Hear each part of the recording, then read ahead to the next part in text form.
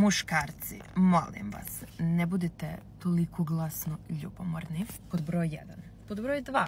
Znam ja da biste vi, vjerovatno mnogo više nego ja, voljeli da sjedite u ovom autu i da ga vozite, ali jebi ga. Znam da vam nije lako što jedna djevojka vozi ovakav auto, a nije ga ona zaradila, nego ga je dobila na poklon. Ali nazivanje mene sponzorušom, droljom ili šta god da mi pišete, neće vama pomoći da dobijete ovakav auto. Niti će natjerati mene da prestanem da ga vozim ili možda da ostavim svog dečka koji mi ga je poklonio. Tako da ispadate veoma smiješni i veoma jadni. Nisam ja kriva što mene voli muškarac koji ima mnogo para i koji sam želi da mi kupuje mnogo poklona. Jebi ga, život nije fair. Iskreno sam pozitivno iznenađena što i od tog malog broja djevojaka koji me je hejtovao nema hejt komentara na račun auta. Jer su očigledno i same skapirale neke stvari.